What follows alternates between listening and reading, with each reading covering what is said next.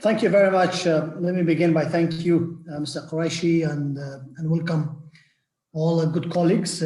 Michael, I think we know each other a little bit. It's good to see you again, and also Peter Tukchikianov.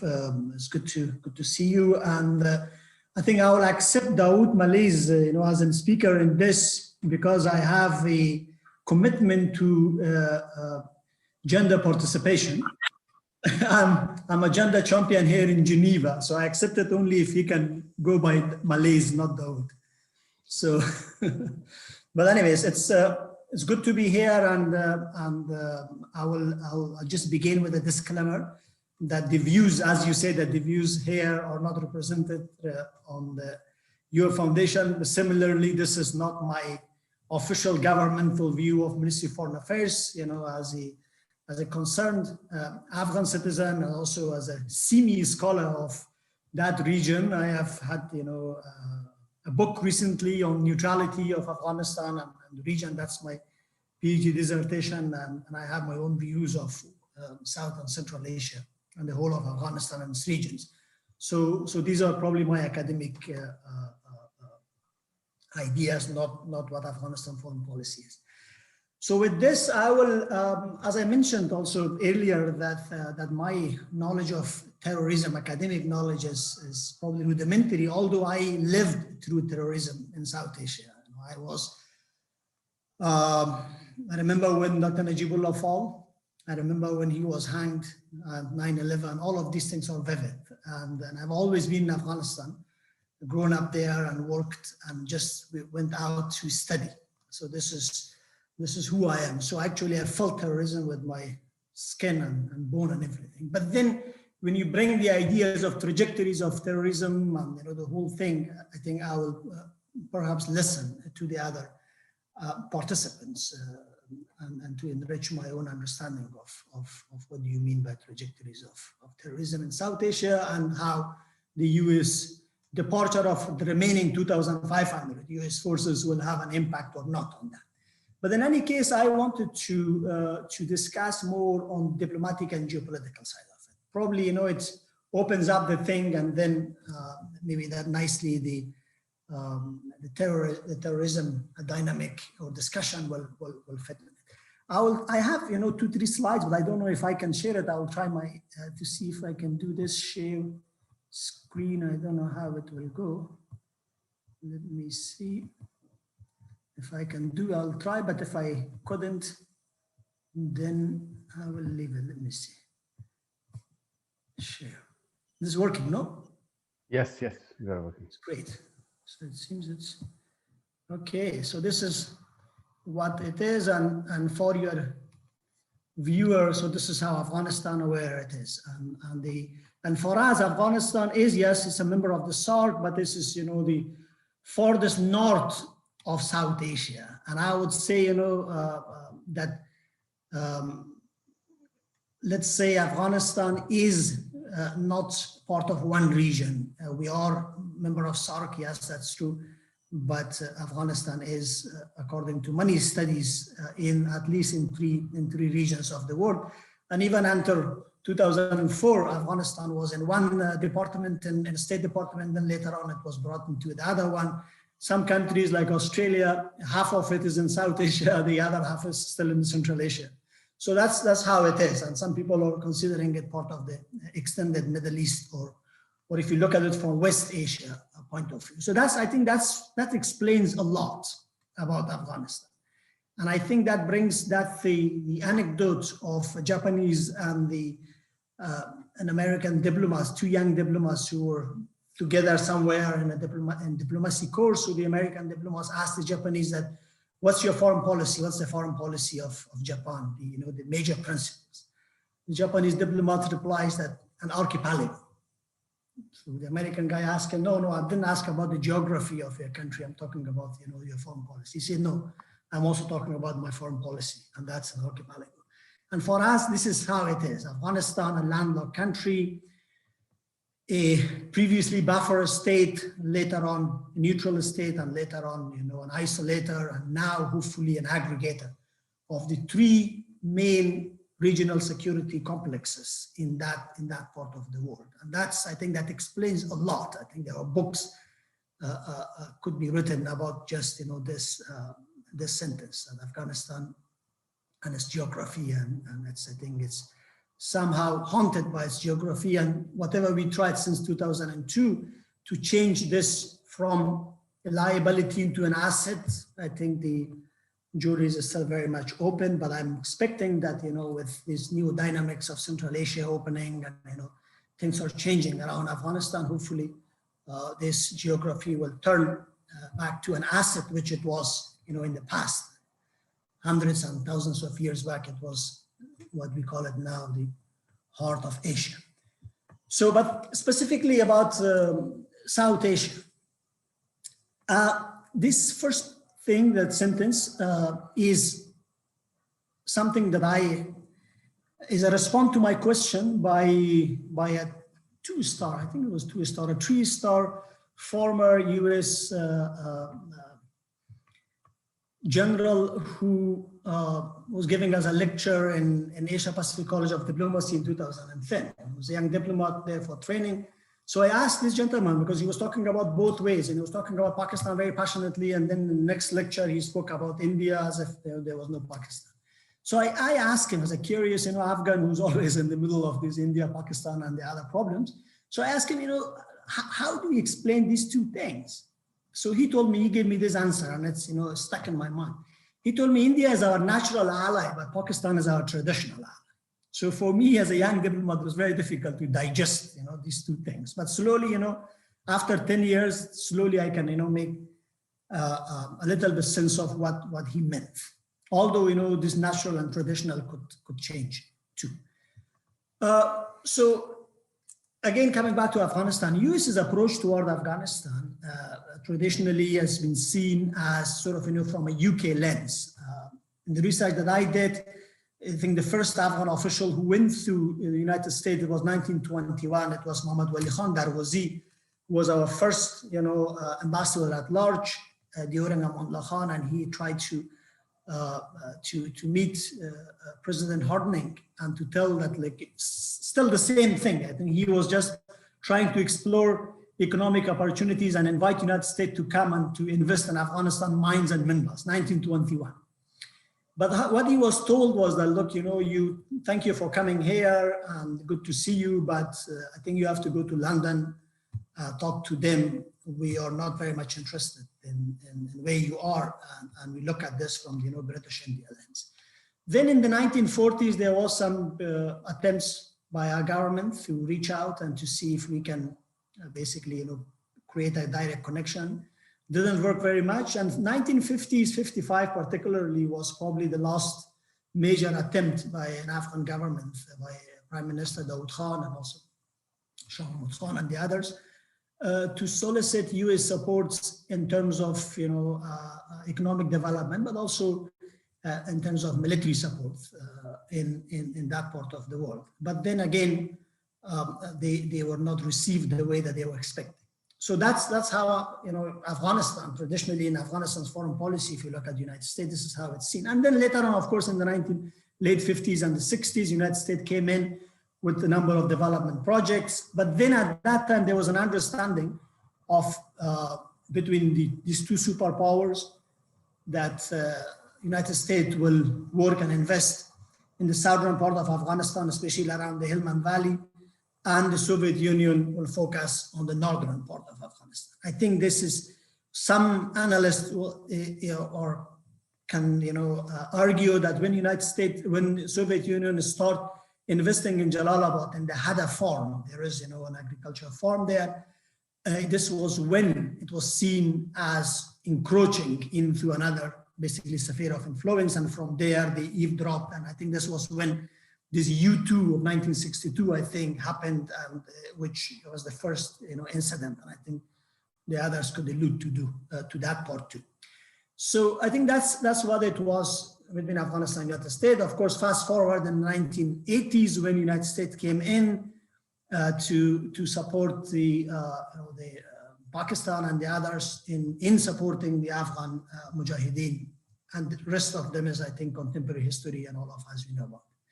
So that was the relationship between Afghanistan and the United States. But Afghanistan itself traditionally, as I said, played the role of a buffer state. The Afghanistan that we know today with this geography and with this name, created as a buffer state. And just it was a few days back, I'm sure some of you have noticed, probably Dawood, that the Foreign Ministry of Russia, they had a tweet where somehow maybe the mistake or whatever, they made some small part of that Wakhan corridor, which connects Afghanistan to China, was deleted in the map because probably that picture was not a very accurate one. And that created a huge fury in Afghanistan. Everybody was saying that, look, this is probably a plot that Russia wants to connect Pakistan to Tajikistan or something like this. But the reality is that that part itself was an agreement where the Soviet, at that time, the Tsarist Russia agreed to extend or to give that part to Amir of Afghanistan, the British Empire, and even to give some subsidy for Imran Khan to keep that part. So the Soviet, at that time, sorry, the Russian, Tsarist Russia and British India, the borders could not collide with each other. So that's how, Afghanistan traditional role was as a buffer state. Not only one buffer, there were two buffers. One buffer was this Fatah area and the other buffer was Afghanistan. And normally, according to the literature, when the buffer situation or the buffer context is no more there, those countries which are buffer naturally change into neutral countries. And this is what happened to us. In 1919, in the First World War, Afghanistan was officially a neutral country, announced its neutrality, of course, with the little bit of coaxing and push by the King George of United Kingdom.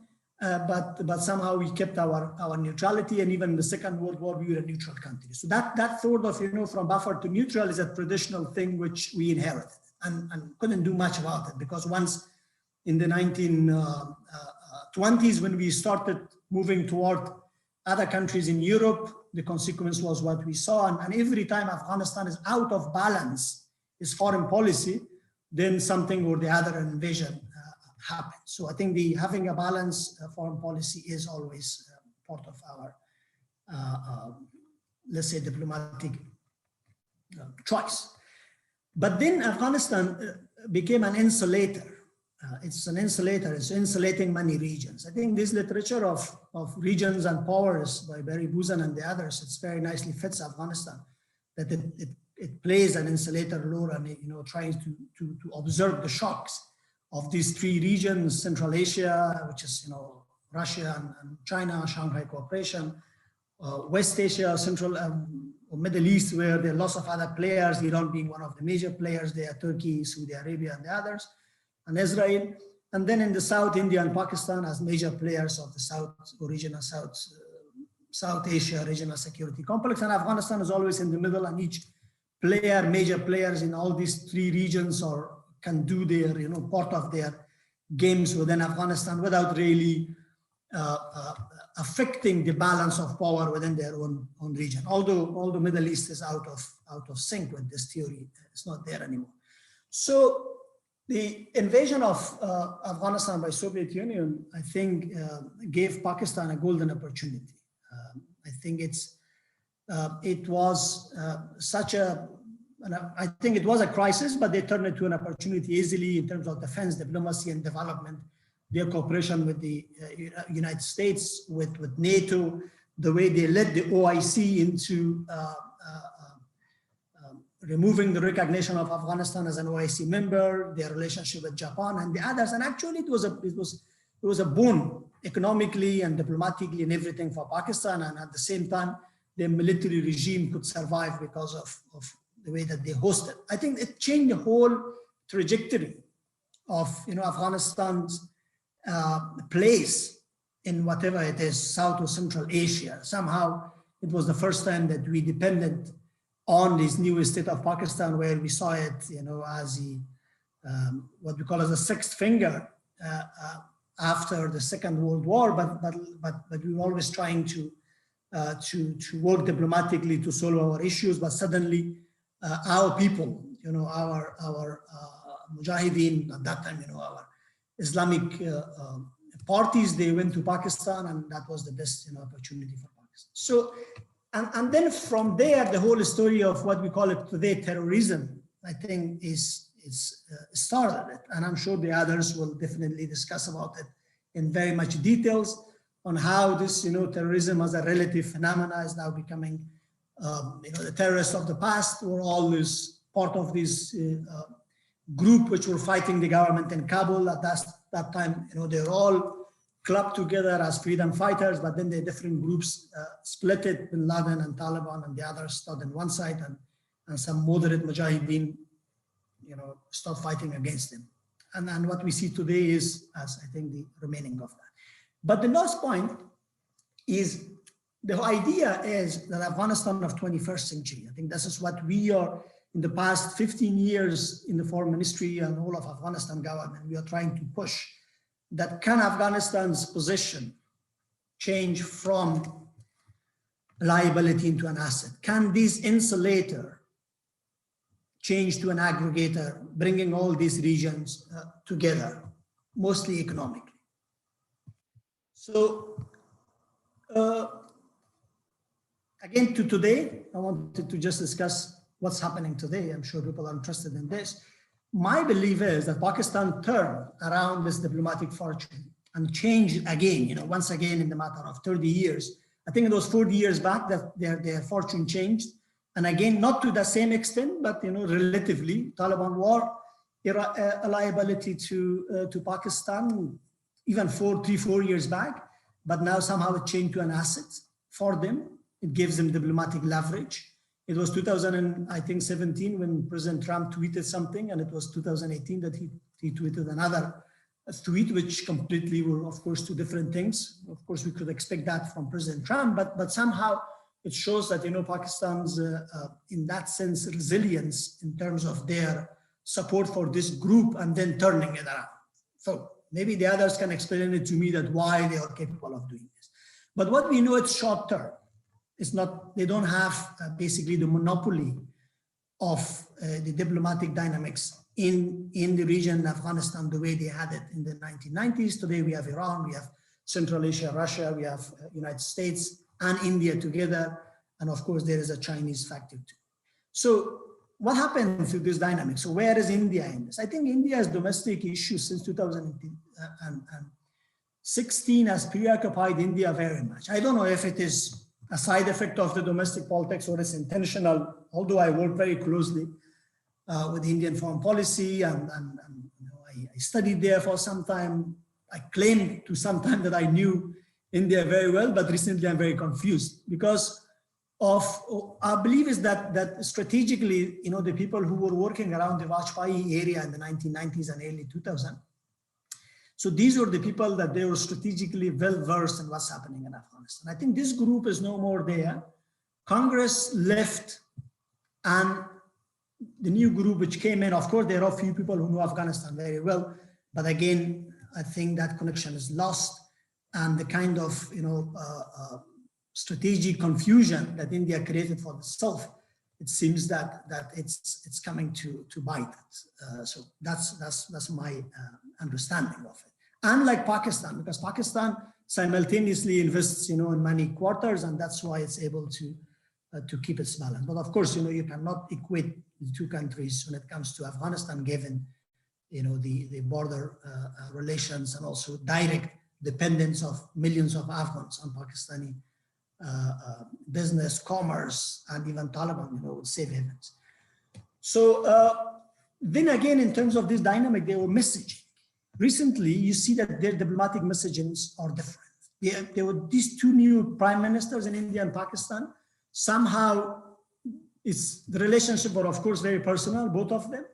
But the messages are turning. The Pakistan's at least, in matter of since this Kashmir issue, have been able to turn the table to some extent diplomatically. Of course, it was not very successful, but somehow they are taking the initiative of being, pro-human rights and tolerance. They're talking of the religious tolerance, all of this.